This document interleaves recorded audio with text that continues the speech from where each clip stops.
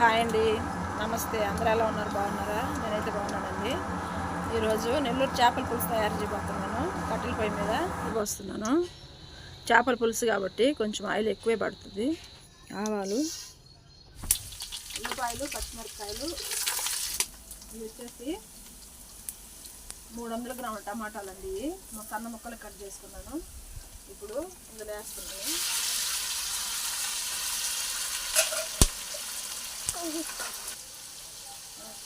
పసుపు, 200 గ్రాముల చింతపండుని ముందుగా నానబెట్టి రసం తీసి పెట్టుకున్నాను.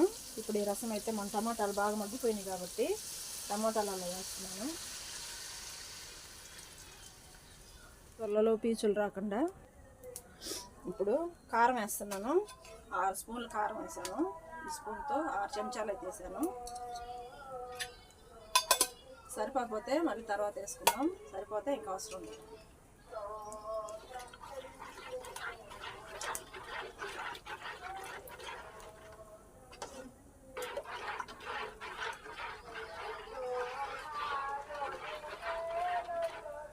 ఇదిగోండి, ఇప్పుడే చిక్కగా ఉంది కాబట్టి కొంచెం నీళ్ళు అయితే పడతాయి. నీళ్ళు అయితే పోస్తున్నాను.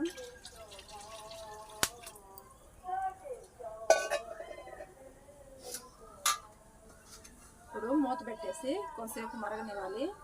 ఒకసారి కూర మరుగుతున్నప్పుడు మనం చేప ముక్కలు తీసుకున్నాం.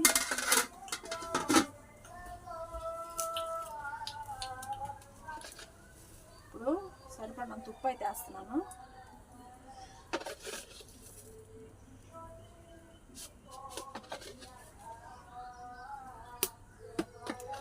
ఉప్పు కొంచెం ఎక్కువ పడుతుంది. ఇవి వచ్చేసి గెండి చేపలండి.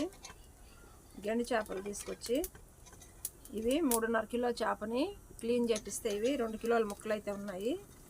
ఈ 2 కిలోల ముక్కలతో అయితే ఈరోజు చేపల పులుసు చేస్తున్నాము.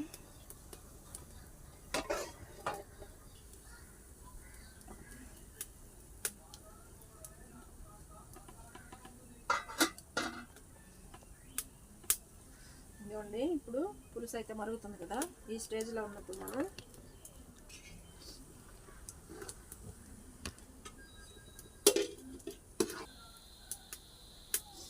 ఒకసారి కలుపుకొని మనం సాల్ట్ అయితే ఒకసారి చెక్ చేసుకోవాలి.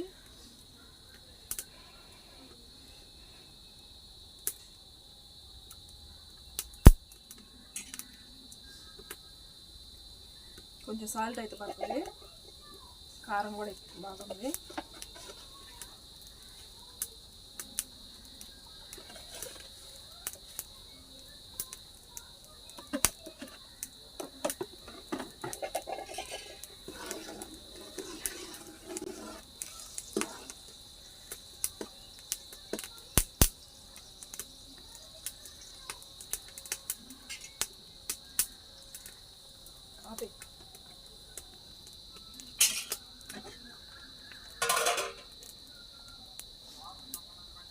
చేప ముక్కలు వేస్తున్నాను.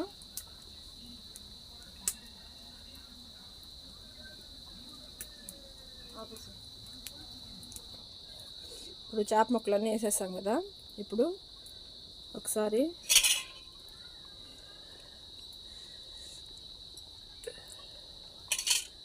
చేప ముక్కలన్నీ వేసిన తర్వాత ఒకసారి కలిపెట్టుకోవాలండి. తర్వాత మళ్ళీ గంటతో అయితే కలపకూడదు. ముక్కలు చెదిరిపోతాయి.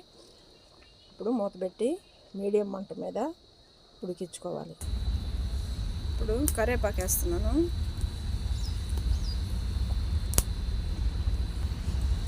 ఎర్రగడ్డ ముక్కలు ఈ టైంలో కానీ చేప ముక్కలు వేసి ఈ టైంలో పచ్చి ఎర్రగడ్డ ముక్కలు కానీ వేసామంటే ఉంటుంది, నీసు వాసన అనేది ఉండదండి.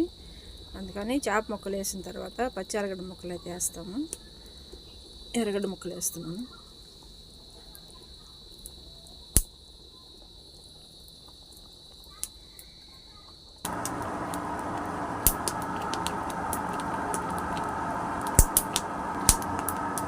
ఇప్పుడైతే మనం ఒకసారి కూరని తిప్పుకున్న దగ్గర గిన్నె పట్టుకొని తిప్పుకోవాలి. గంటి పెట్టి అయితే కలపకూడదండి, ముక్కలు అయితే ఇరిగిపోతాయి.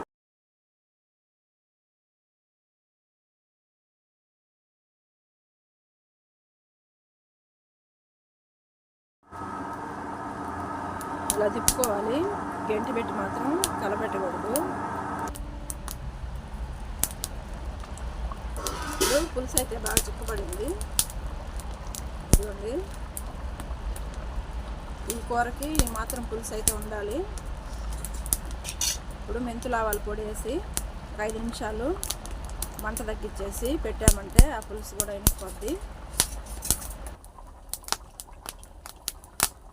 వేయించిన మెంతులు ఆవాల పొడి 1 స్పూన్ వేస్తాం. వేడికి తట్టుకోలేకపోతుంది, చెయ్య బాగా ఎక్కువ సెగ్గా ఉంది.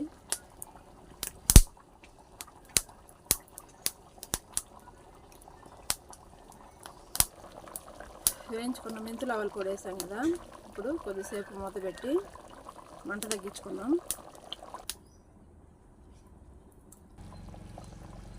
ఇదిగోండి, ఫైనల్గా మన చేపల పులుసు ఈ విధంగా అయితే రెడీ అయిపోయింది. గుమగుమలు చాలా బాగా వస్తున్నాయి. స్మెల్ అయితే అసలు నోట్లో నీళ్ళు వచ్చేస్తున్నాయండి. ఫైనల్గా మన చేపల పులుసు అయితే ఈ విధంగా రెడీ అయిపోయిందండి. ఇదిగోండి, ముక్క కూడా ఎక్కడా చెదరకుండా చాలా బాగా వచ్చింది. చూడటానికే కాదు, టేస్ట్ కూడా అంతే అద్భుతంగా ఉంది. ఉప్పు, కారం, పులుపు అంతా సంపాలలో సరిపోయినాయి. అలాగే చేపల పులుసు మీకు ఎలా అనిపించిందో కామెంట్ చేయండి. వీడియో నచ్చితే లైక్ చేయండి, షేర్ చేయండి, సబ్స్క్రైబ్ చేసుకోండి. థ్యాంక్ యూ ఫర్ వాచింగ్ అండి. బాయ్ అండి.